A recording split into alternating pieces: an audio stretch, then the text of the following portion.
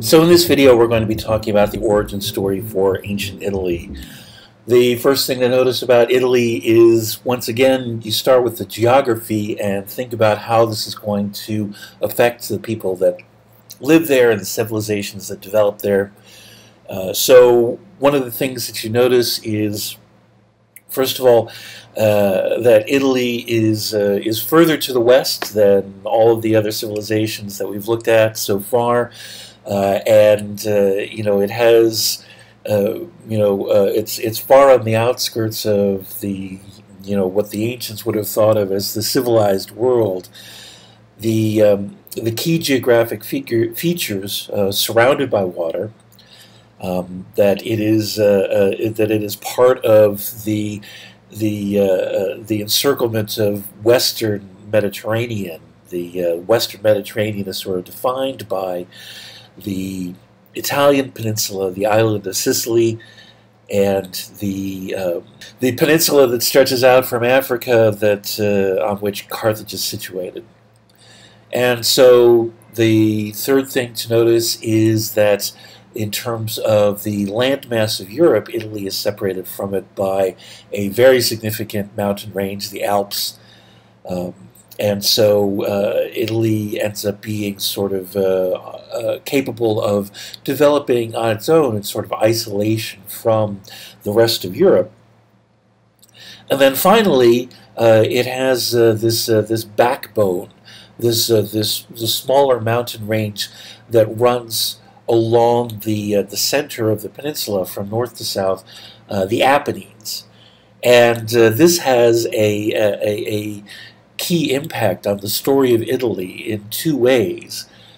One is it creates a semi-sheltered land of plains along the western coast. This is known as the Tyrrhenian Sea.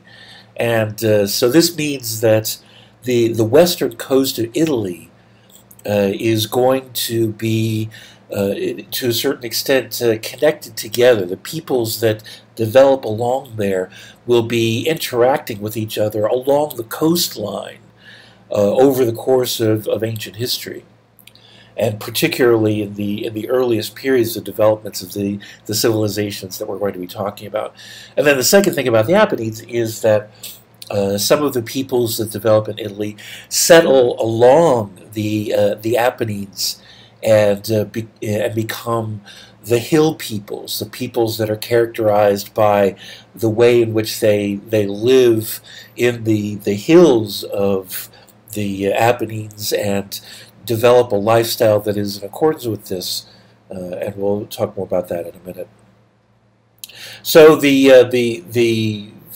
figure, the geography of Italy, the settlement begins with the Etruscans.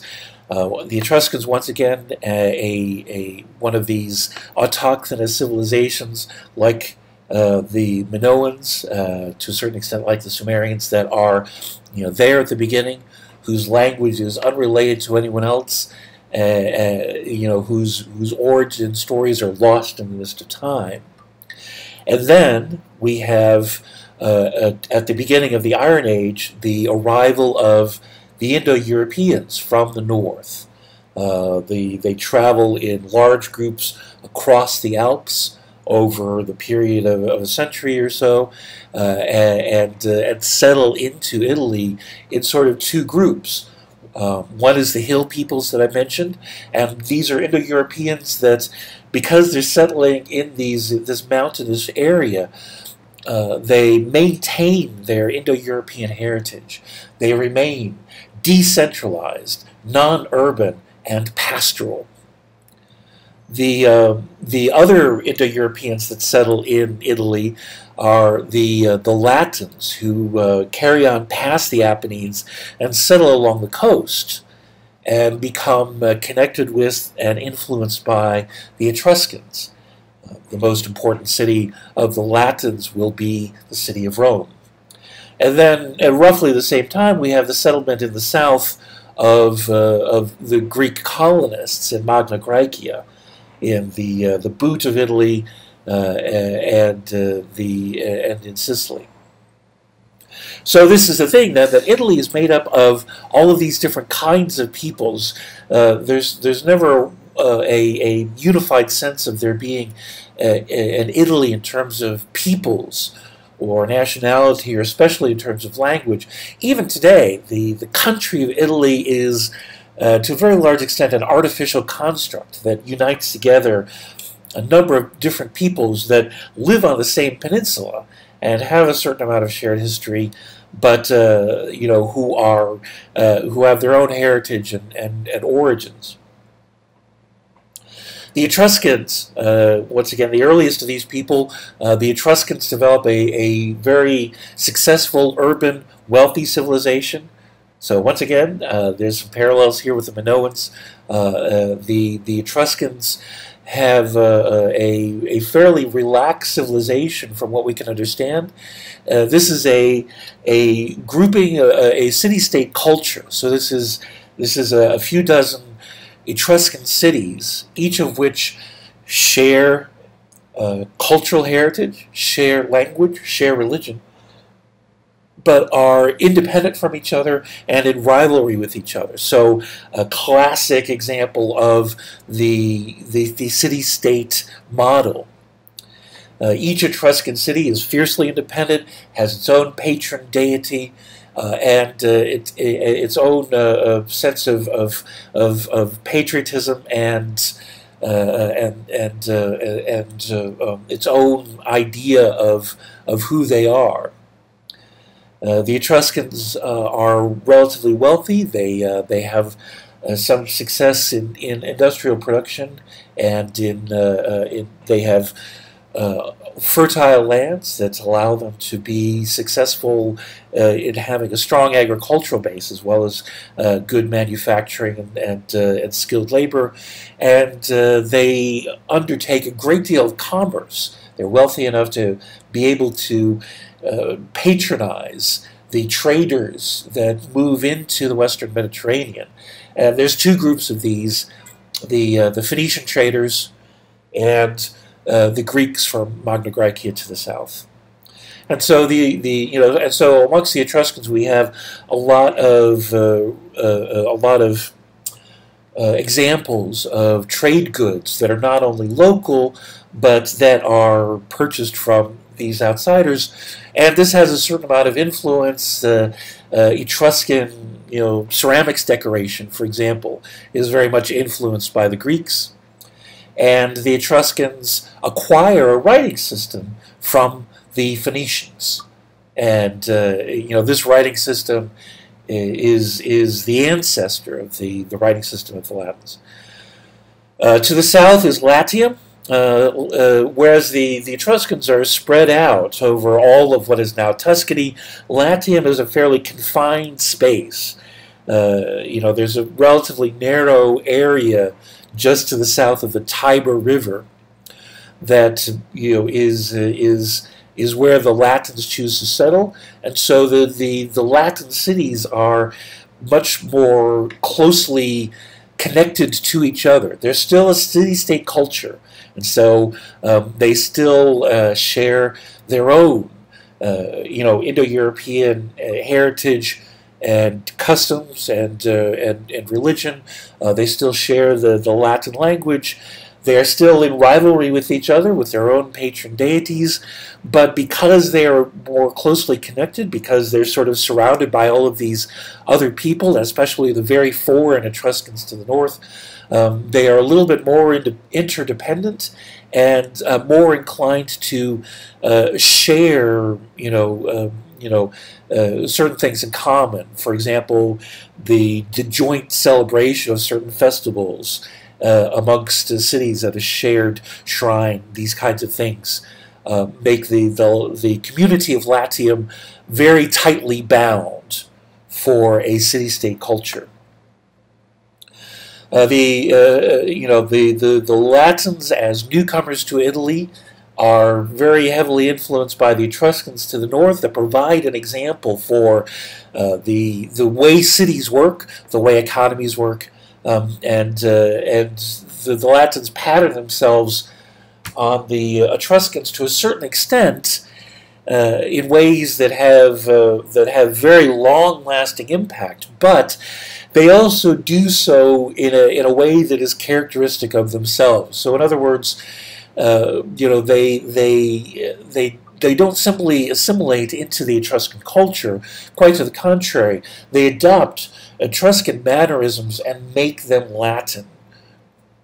And so, for example, we have amongst the Etruscans, there's a practice of whenever the king leads an army into war and has a success, the king conducts a procession through the city that is very stylized and has a certain amount of ritual to it.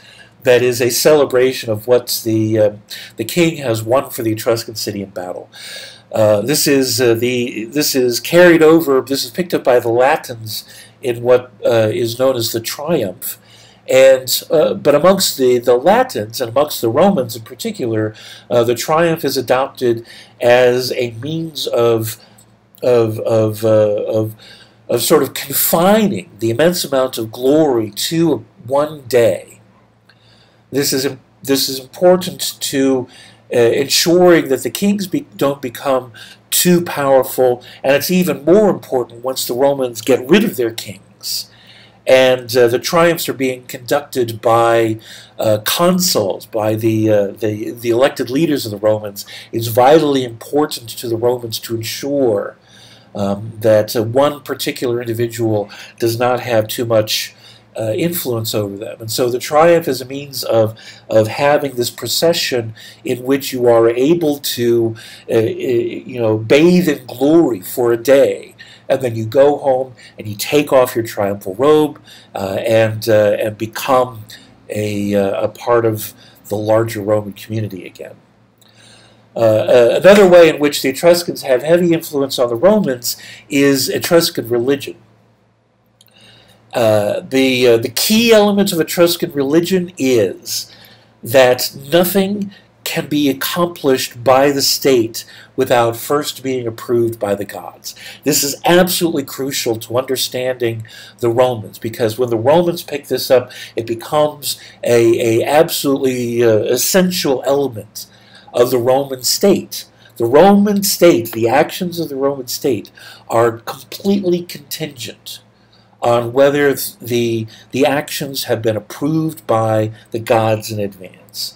And so this carries over to major actions and minor actions. This carries over not only to the conduct of war and the target of war and whether peace is being made, but also to domestic affairs like taxes and laws in general, and the election of officials and their installation in office. And so before each important action of the Roman state, the gods first must be consulted. In the Etruscan religion, this is done by the practice of haruspicia, in which an animal is sacrificed, a goat or a sheep or sometimes an ox, and the liver of this animal is inspected by the haruspics, the priest whose job it is to consult the gods. And so what we're looking at here is a diagram of a liver that is marked according to the gods and minor deities that are associated with particular. So if the ritual is conducted in terms of whether a war is to take place or some other decision, and the sacrifice takes place and there is a blemish on the liver of the sacrificed animal, this is an indication that the gods are upset or concerned and must be propitiated before further action can be taken. This carries over directly into the Roman system, and the practice of consulting the gods becomes a necessary component. However, the Romans developed their own means of doing so. The consultation of the liver and so forth is still one of the possibilities reserved for particularly important occasions or certain rituals that go back very far in time, but the primary means of consulting the gods is through taking the auspices, through what is known as augury.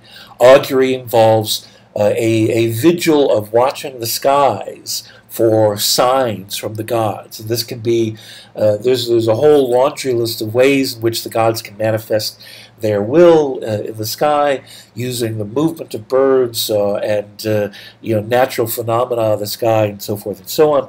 But the upshot of this is that the augurs must be consulted, must demonstrate that they have acquired the approval of the gods before a law can be passed, a person can be installed in office, a war can begin or end. This is one of the reasons why even today installation of an elected official in office is referred to as an inauguration. What does this mean? You might consider the implications of this. What are the implications of this? This means that the state religion is thoroughly politicized. It becomes part of the state, and the people that have control over the religion are politically powerful. And we'll come back to the implications of this shortly. And we'll continue talking about this in the next video.